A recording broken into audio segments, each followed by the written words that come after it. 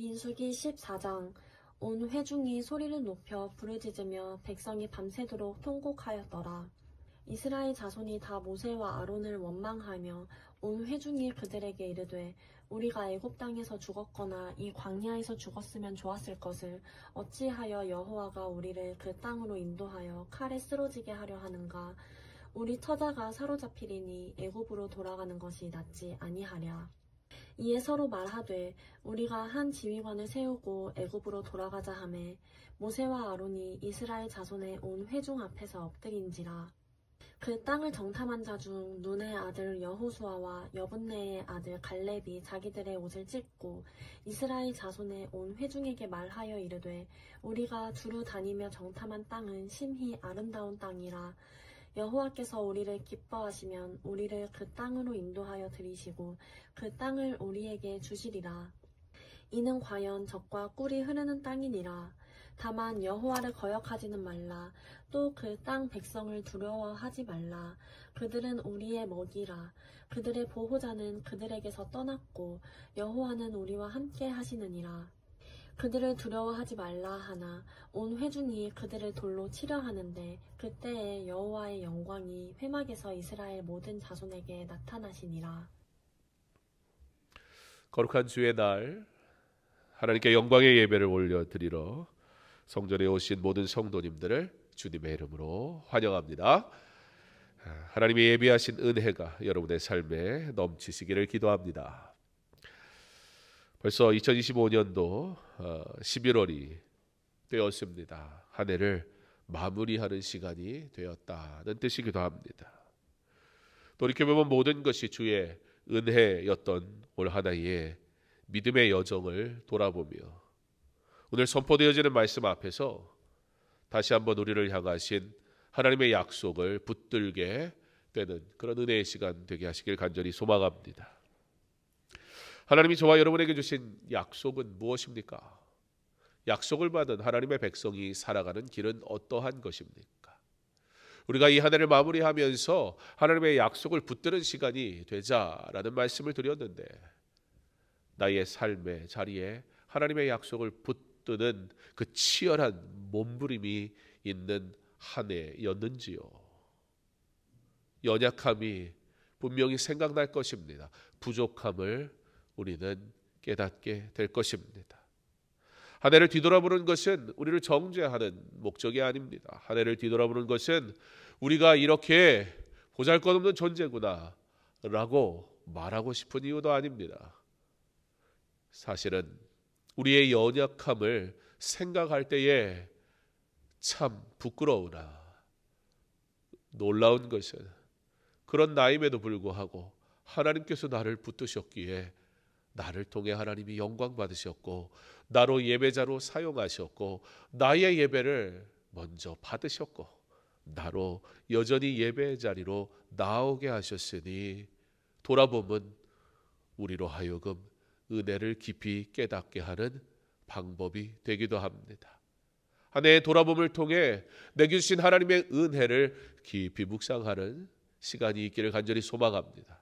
한 해를 돌아봄으로 하나님이 내게 주신 은혜가 많았음을 생각할 때 그러므로 앞으로도 내게 은혜 베푸시기 원하시는 하나님이시라는 사실을 생각할 때에 그 은혜를 더욱 사모하고 기대하고 이제는 그 은혜를 따라 살아가기를 소망하며 결단하는 그런 믿음의 고백이 있는 복된 시간 되게 하시길 간절히 원합니다.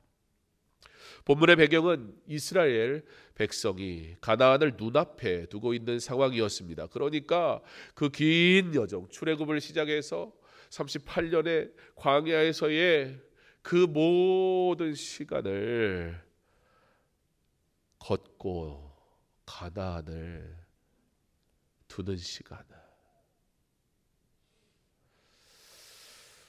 두려움이 그들의 눈을 가립니다.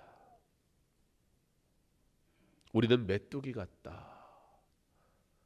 그 말이 사람들의 입에서 그냥 터져 나옵니다.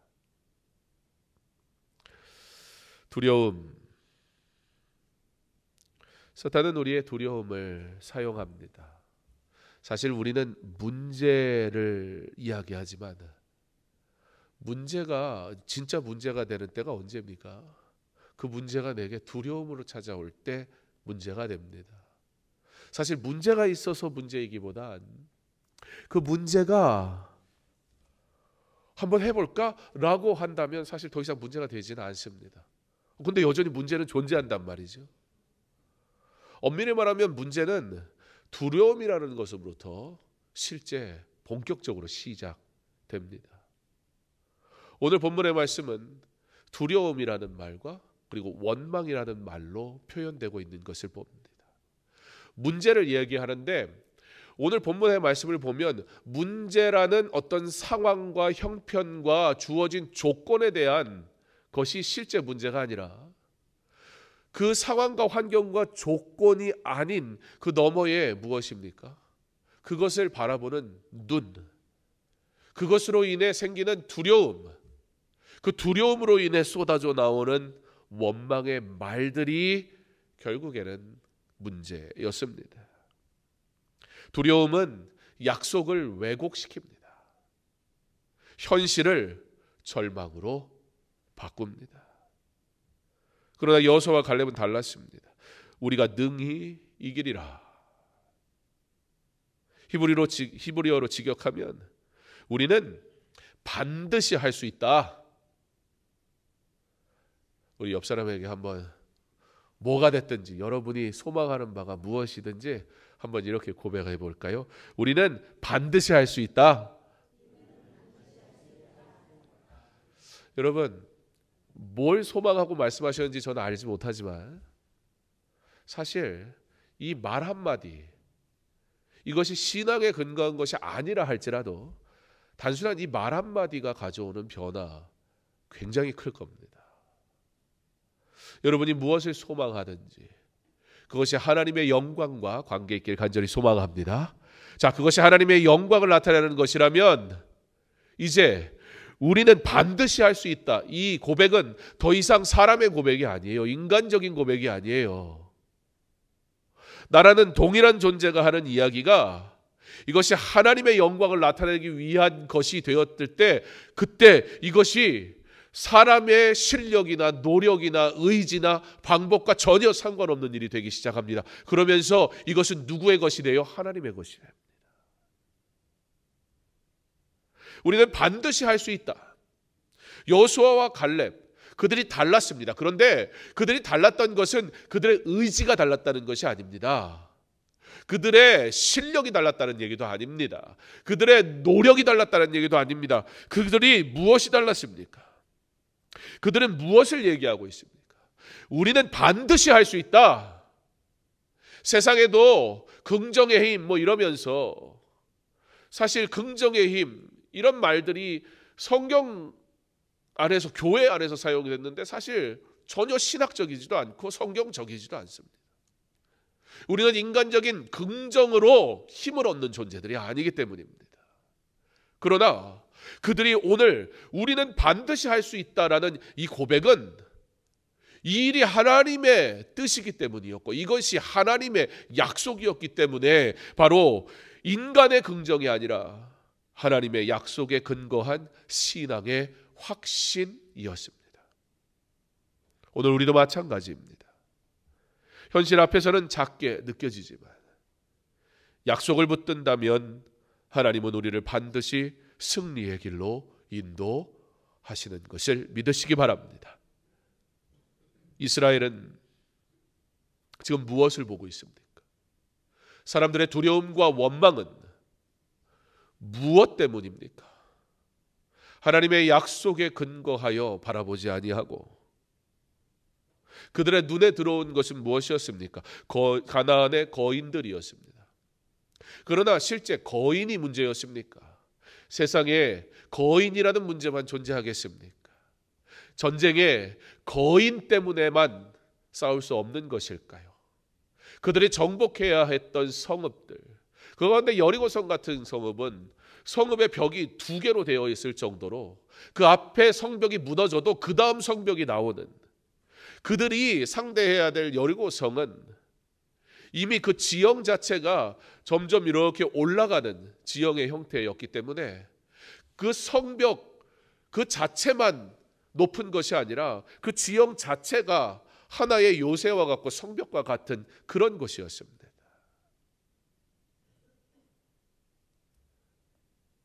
눈에 보여지는 것이 문제일까요? 주의 일을 할 때 여러분의 삶의 문제로 다가오는 것들은 어떤 것일까요? 그들에게 가나안 거인들, 최소한 그들에게 외형적으로 상황적으로 보여지는 이유는 굉장히 그럴듯한 정도가 아니라 정말로 큰 문제였던 것은 사실입니다. 그러나 실제 그들에게 문제는 무엇이었습니까? 그들 안에 있는 두려움을 더 크게 본 게 문제였습니다. 그래서 그들이 뭐라고 얘기해요? 여러분, 사람이 두려우면요, 말이 어떻게 돼요? 헛나와요. 헛소리가 막 쏟아진다고요. 실제 헛소리를 합니다. 뭐라고 얘기해요? 차라리 어땠으면 좋겠다고요? 애굽에서 죽었더라면 좋겠다. 430년 애굽에서의 노예 생활. 하나님 왜 우리를 긍휼히 여기시지 않느냐? 하나님 왜 우리의 기도를 들으시지 않느냐? 울부짖으며 하나님의 구원을 그토록 바랬던 이스라엘 백성들이 지금 그들의 문제 앞에, 그 문제가 두려움으로 찾아올 때, 여러분, 출애굽은 두려운 일이 아니었을까요? 출애굽하여 애굽 군대가 쫓아올 때 두렵지 않으십니까? 홍해는 두려움이 아니었습니까? 그들의 삶에 생각해 보면 가나안의 거인들, 저런 문제가 있으면 어떻게 주의 일을 해라고 사실 말하고 싶은 건 맞지만, 그러나 이 가나안의 거인을 만나기 전에 이미 그들의 삶에는요, 이것 이상의 상상을 초월하는 두려움, 얼마든지 존재할 만한 사건들이 있었습니다. 그리고 실제 그들은 두려워했습니다. 그리고 그 두려움 속에 약속을 의지하여 나아가는 그 길에 홍해가 갈라지기도 했고, 반석에서 물이 쏟아져 나오기도 했습니다. 문제가 있어서가 아니라 그 문제를 통해 하나님을 바라보느냐, 그 문제를 통해 내 눈에 보이는 것으로 보느냐. 문제를 통해 하나님을 바라보면 기도가 나오고 찬양이 나오지만, 문제를 통해 내 인간적인 생각 두 눈으로 바라보면 엉뚱한 소리가 나오는 거예요. 차라리 애굽에서 죽었더라면 좋았을 것을 내 수준에서, 내 상식에서, 내 눈에 보여지는 것으로 판단하고 말하기 시작합니다. 그들의 말은 무엇이 문제였습니까? 불신앙의 고백이었다는 것이 문제였습니다. 불신앙은 어떻게 합니까? 과거를 미화시킵니다. 비전을 가지고 앞으로 나가는 사람이 과거의 이야기를 하고 있다면 그것은 어떠한 이유일까요? 물론 역사를 통해 우리가 실수를 미연에 방지할 수 있는 지혜를 얻기도 합니다. 그러나 이전에 좋았던 것을, 옳았던 것을, 바랐던 것을 얘기하면 맞지요. 그러나 지금 차라리 애굽에서 죽었다면 좋았더라니요. 정말 그들이 그 애굽에서의 삶을 동경하는 것입니까? 정말 그 삶이 그들이 바라고 소망하는 것이었습니까? 그렇지 않지 않습니까? 그러므로 그들의 말은 불신앙의 고백이었습니다. 불신앙은 과거를 미화시킵니다. 과거를 미화시킴을 통해 현재를 왜곡시킵니다. 미래의 약속을 가로막습니다. 그러나 하나님은 결코 우리를 애굽으로 돌아가게 하시는 분이 아닙니다. 그분은 언제나 믿음의 걸음을 통해 약속의 땅으로 인도하십니다. 모세와 아론을 원망하며, 불신앙은 두려움이 되고 두려움은 원망의 소리가 됩니다. 그렇게 사람들은 각자의 생각을 합니다. 사실 모든 사람은 각자만의 해석을 하며 삽니다. 그런데 여기서 우리 꼭 생각해 봐야 할 것이 있습니다. 내가 무엇을 해석할 때, 내가 무엇을 생각할 때 내가 하는 생각은 두려움에 기반한 생각인가 아니면 믿음의 해석인가 분별할 지혜가 있기를 간절히 소망합니다. 어느 한 산악인이 히말라야 등정을 앞두고 인터뷰를 했습니다. 그는 위험하지 않습니까? 이런 질문을 받습니다. 그런데 그가 이렇게 대답합니다. 위험은 있지만 두려움은 없습니다. 두려움은 눈을 흐리게 하지만 믿음은 길을 보게 합니다. 저는 개인적으로입니다. 이런 히말라야와 같은 등정을 하는 것을 긍정적으로 생각하지는 않습니다. 도전 그런 의미에서 멋이든지 모르겠지만 제 개인적인 생각이 왜? 굳이? 저건 살 확률보다 죽을 확률이 많은데 주를 위해 살도록 부름받은 나의 삶이 등반을 통해 나타날 수 있는 하나님의 영광은 무엇일까 생각을 해보면 별로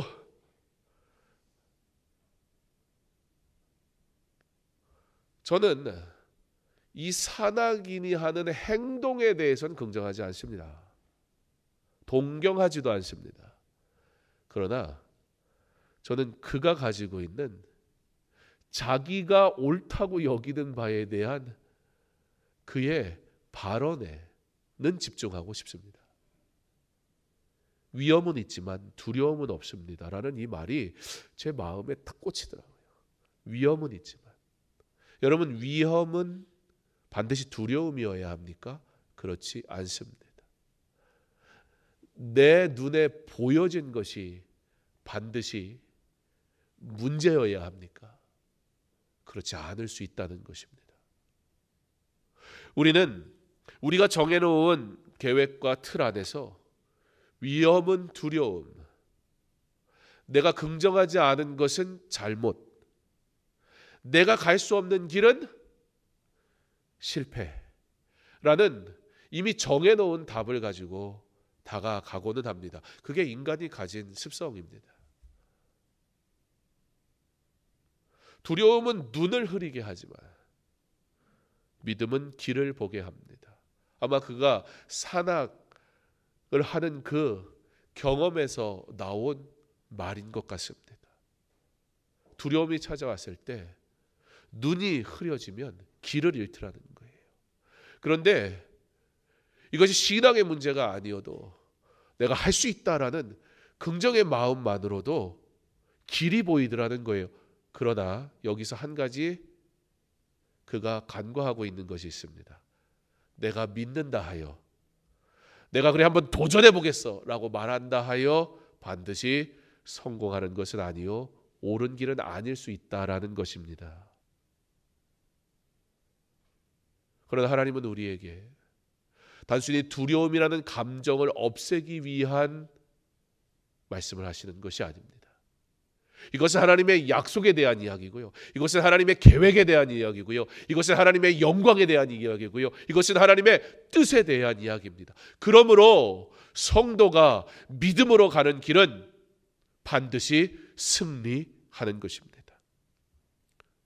자, 이스라엘에게 주어진 하나님의 약속이라는 것이 바로 이것이었습니다. 이스라엘은 두려움 때문에 눈이 가려졌지만 여호수아와 갈렙은 믿음의 길을 본 사람들입니다. 믿음은 지금 거인을 기회로, 광야를 약속의 통로로 보게 하고 있습니다. 여호수아와 갈렙은 회중 앞에서 옷을 찢으며 외칩니다. 그 땅은 심히 아름다운 땅이라. 여호와께서 우리를 기뻐하시면, 여호와께서 우리를 기뻐하시면, 여호와께서 저와 여러분을 기뻐하시면, 여호와께서 여러분의 삶의 길을 기뻐하시면, 여호와께서 여러분의 생각을 기뻐하시면, 여호와께서 여러분의 그 믿음의 길을 기뻐하시면 반드시 그 땅으로 인도하실 줄 믿으시기 바랍니다. 그들은 현실을 부정하지 않았지만 하나님을 현실보다 크게 보았습니다. 여기서 우리가 놓치지 말아야 하는 것이 있어요.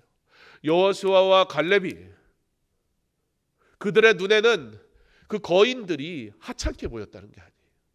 그 거인들이 무력하게 보였다는 것도 아니에요.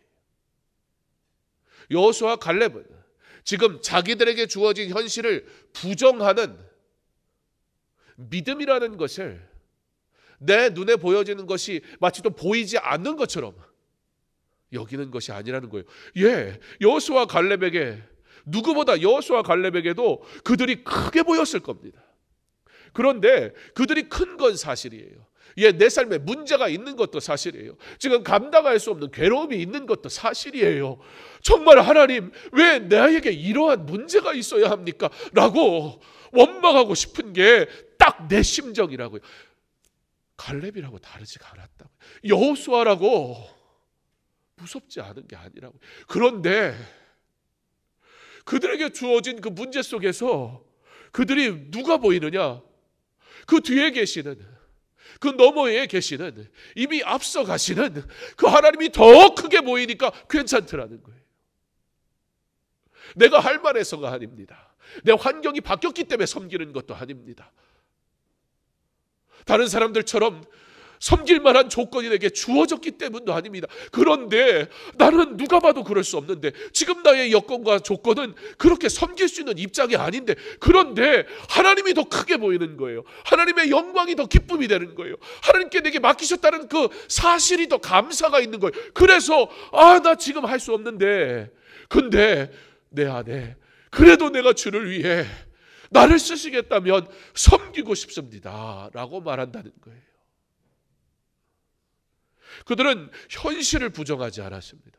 믿음은 주어진 나의 삶이 마치도 없는 것처럼 그냥 무시하고 눈 감고 걸어가자는 게 아닙니다. 여러분, 눈 감고 걸어가면 어떻게 해요? 나 예수 믿으니까 오늘 더군다나 예배도 드렸어요. 성령 충만하니까 이제 나갈 때 눈 감고 가셔도 돼요? 당장 이 계단에서부터 난리가 날걸요. 우당탕탕 큰일 납니다. 눈 바짝 뜨고 가야죠. 근데 눈 뜨면 자꾸 문제가 보인단 말이에요. 근데 여호수아 갈렙에게 여호수아 갈렙도 엄청 크네. 저 사람들이랑 싸워야 돼? 난리 났네. 왜 생각이 안 들겠냐고요. 믿음은 현실을 부정하는 것이 아닙니다. 믿음은 갑자기 내 삶의 문제가 싹 사라져가지고 이거 봐, 나 하나님 믿으니까 잘 먹고 잘 살고 성공하고. 저와 여러분이 믿음의 사람 아닙니까? 어떠십니까? 여러분, 당장 세상에 나가면 으스댈 만한 그런 거 가지고 계십니까? 그런 거 하나도 없어요. 우리 세상에 보면요, 초라해 보여요. 우습게 보인다고요. 근데 그들이 보지 못하는 것을 보는 거예요. 그 문제 너머에 더 크시나 하나님이 더 크게 보여요. 하나님의 받으실 영광이 할 수 없음의 문제를 그냥 가려버려요. 여전히 내 삶은 달라진 게 없는데, 그러니 이런 나라도 하나님이 쓰시겠다고 하신다는 그 은혜가 더 큰 거예요. 그래서 여호수아와 갈렙이 회중 앞에서 옷을 찢으며 외치는 거예요. 그 땅은 심히 아름다운 땅이라. 여호와께서 우리를 기뻐하시면 그 땅으로 인도하시리라. 그들은 현실을 부정하지 않습니다. 그들에게 눈에도 문제가 보입니다. 문제가 없는 것이 신앙의 여정이 아닙니다. 우리의 삶이 문제가 없는 순간은 저 천국에 가서지, 이 땅에 사는 날 동안 우리는 모든 문제 속에 살아갈 겁니다. 죄악된 세상에 우리가 살아가고 있으니까요. 그런데 이 땅에서 어떻게 사는 거예요? 하나님이 크게 보이는 거예요. 하나님이 행하신 일들이 내게 크게 보이는 거예요. 나는 연약하고, 나는 지금 죽을 것만 같고, 지금 내 마음이 갈기갈기 다 찢어져서 너덜너덜, 이제는 더 이상 섬길 수 없고, 이제는 더 이상 꿈을 꿀 수 없고, 이제는 더 이상 여기서 딱 멈췄으면 좋겠는 심정인데, 나는 그런데, 근데 내 눈에 살아계신 하나님이 계신 거예요. 내 마음에 역사하시는 하나님이 찾아오시는 거예요. 그 하나님이 내게 말씀하시는 거예요. 내가 너를 통해 일하겠다. 문제는 여전한데 내 안에 하나님의 은혜가 넘치니까. 어떻게 얘기해요? 두려움이 찾아오니까 헛소리가 나왔는데 차라리 애굽에 있었으면 좋았을 것을 은혜가 넘치니까 믿음의 고백이 나오는 거예요. 뭐라고요? 그들은 우리의 먹이라. 여러분, 이게 어떻게 보면 이게 헛소리 아닙니까? 그 거인들하고 어떻게 싸워요? 씨름도 체급이 다르면 안 돼요. 아무리 뭐 한라장사, 뭐 백두장사, 뭐 쇼하고 막 이래 봐야 얼마나 멋지고 기술은 끝내줘요. 한라장사, 백두장사가. 근데 천하장사 뚝 나가면, 천하장사 뭐 볼품 있습니까? 배 이만큼 나와가지고 걷는 것도 이러고 걸어와요. 별거 없어요. 기술 그런 거 없어요. 근데 이러면 끝나요. 그냥 뭐 한 게 없어.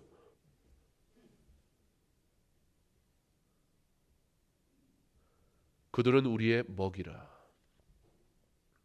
이 믿음의 고백이 가능한 이유는 무엇입니까? 내 삶이 바뀌어서가 아니에요. 내가 갑자기 없던, 요즘 애들 말로 아이템이 생긴 게 아니에요. 그래가지고 막 울긋불긋 내 근력이 막 세져서도 아니에요. 어느 날 갑자기 내가 막 영성이 막 대단해져서도 아니에요.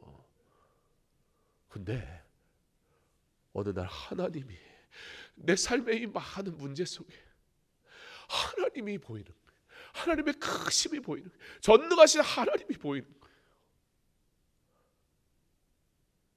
내 삶의 모든 문제 속에 위대하신 하나님이 보이는 거예요. 그랬더니 내게 두려움으로 찾아왔던 이 문제, 우리의 먹이라.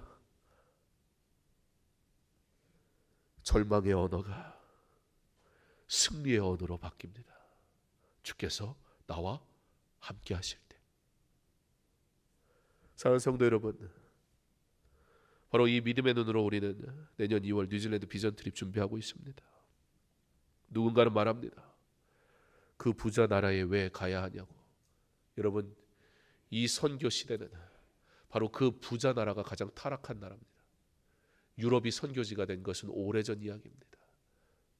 오히려 그 부함이 하나님을 멀리하는 이유가 돼버린 시대에 우리는 살아가고 있습니다. 경제 논리로 모든 것이 이야기되잖아요. 이제는 예의, 상식 이런 것으로 외교가 안 돼요.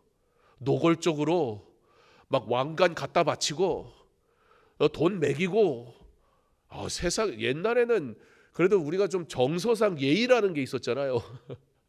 그래도 좀 이렇게 보이는 앞에서는 그래도 좀 뭔가 이렇게 깨끗해 보였죠. 이제는 너무 노골적인 세상이 돼버린 것 같아요.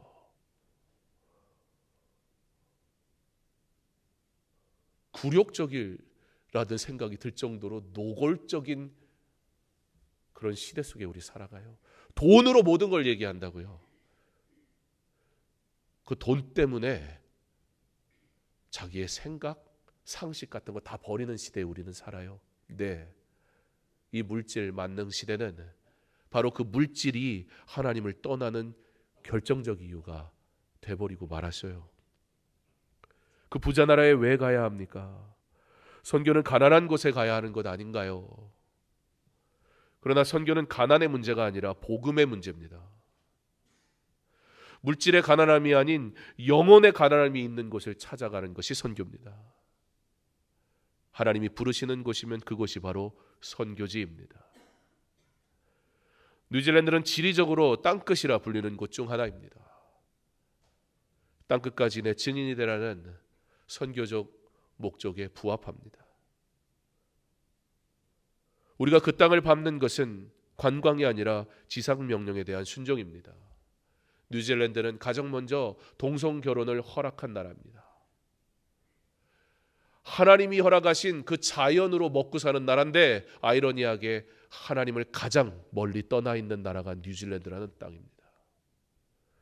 관광의 눈으로 보면 여행지지만 영혼의 눈으로 보면 가장 복음이 필요한 땅이기도 합니다.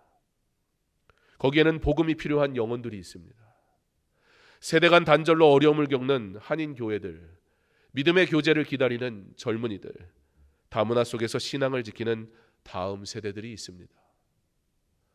우리의 청년들과 장년이 함께 가서 예배하고 교제하며 서로의 믿음으로 위로를 얻는 선교의 장이 될 것입니다. 또한 현지의 교회들이 가진 공동체 중심의 예배, 서로의 신앙을 나누는 상호 선교의 현장이 될 것입니다. 우리가 선교하면 착각하는 것이 하나 있습니다. 더 많이 가진 내가 갖지 못한 사람을 돕는, 그건 구제입니다. 비전 트립, 선교는 비전 트립하러 가는 사람이 선교하는 거 맞지만 동시에 선교하는 내가 선교를 받으러 가는 자리이기도 합니다. 하나님의 선교는 결코 일방적이지 않습니다. 선교학에서 선교는 오직 하나님의 선교뿐입니다. 그러므로 궁극적으로 우리는 선교지에 있는 자나 선교지에 가는 자나 모두 하나님의 선교를 받는 자들입니다. 하나님께서 우리에게 선교하신다, 그 말입니다. 선교를 인간의 행위, 어떤 복지 차원, 더 가진 자가 없는 자에게 주는 구제의 개념으로 이해한다면 유럽이나 부강한 나라, 복음이 없는데 잘 사는 나라는 아마 선교지에서 다 제외가 될 것입니다. 그러나 예수님의 복음은 부자나 가난한 자를 구별하지 않았습니다. 복음이 없는 영혼, 그가 가난한 자이지 않습니까? 이것이 바로 여호수아와 갈렙의 눈으로 땅을 보는 일입니다. 그것은 단순한 여행지가 아니라 하나님의 약속과 복음의 비전이 연결되는 땅입니다. 하나님의 비전을 여호수아와 갈렙은 그대로 믿고 받았습니다. 그리고 나눴습니다. 그러나 백성들은 여호수아와의 갈렙의 말을 듣지 않았습니다. 오히려 그들을 돌로 치려 하였더라. 그러나 그 순간 여호와의 영광이 회망에 나타났습니다. 믿음의 사람을 하나님은 외면하지 않으십니다. 오늘 우리도 돌을 드는 세상 한복판에서 믿음의 공동체를 세우는 부르심을 받았습니다. 뉴질랜드에서도 서울에서도 하나님은 같은 일을 하고 계십니다. 만약에 부자에게는 복음이 필요 없다면 이 시대에 가장 잘 나가는 나라 중에 하나인 한국은 더 이상 전도가 필요 없는 곳이 되어야 할 것입니다. 믿음의 사람을 통해 하나님은 어디에나 공동체를 새롭게 세우시고 그 믿음으로 세상을 변화시키십니다. 근대 선교의 아버지 윌리엄 캐리는 가난한 구두 수송공 출신이었습니다. 그는 인도의 복음을 위해 나아가야 한다고 외쳤을 때 사람들은 비웃었습니다. 하나님이 인도를 구원하시려면 당신의 도움 따위는 필요하지 않습니다. 조롱까지 들었습니다. 그러나 그는 이렇게 대답했습니다. 하나님께 위대한 일을 기대하라. 하나님을 위해 위대한 일을 시도하라. 그 믿음 하나로 인도로 떠났고 하나님은 그를 통해 복음의 문을 여셨습니다. 수많은 선교사들이 초창기 한국에 온 것은 한국이 가난한 나라이기 때문이 아닙니다. 그러나 이곳에 하나님을 아는 자들이 없기 때문이었습니다. 사랑하는 성도 여러분, 여호수아와 갈렙처럼 믿음의 눈으로 약속의 땅을 바라보는 사람이 될 수 있길 간절히 소망합니다. 우리의 현실이 아무리 커 보여도 하나님은 그보다 크십니다. 2020년 2월 뉴질랜드 땅을 향한 우리의 발걸음도 바로 그 믿음의 여정입니다. 그곳에서 하나님이 행하실 일들을 기대하며 주는 교회에서 배우는 교회로, 보내는 교회에서 함께 서는 교회로 나아가는 믿음의 순종이 있기를 간절히 소망합니다. 불신앙은 돌을 들지만 믿음은 하나님의 영광을 봅니다. 우리의 두려움을 믿음으로 바꾸시는 하나님을 의지하며 그러므로 오직 이렇게 담대히 선포하며 나아가기 원합니다. 우리가 능히 이기리라. 믿음의 고백으로 하나님의 영광을 위해 나의 삶을 온전히 드리기를 결단하는 믿음의 여정을 걸어가시기를 주님의 이름으로 축원합니다.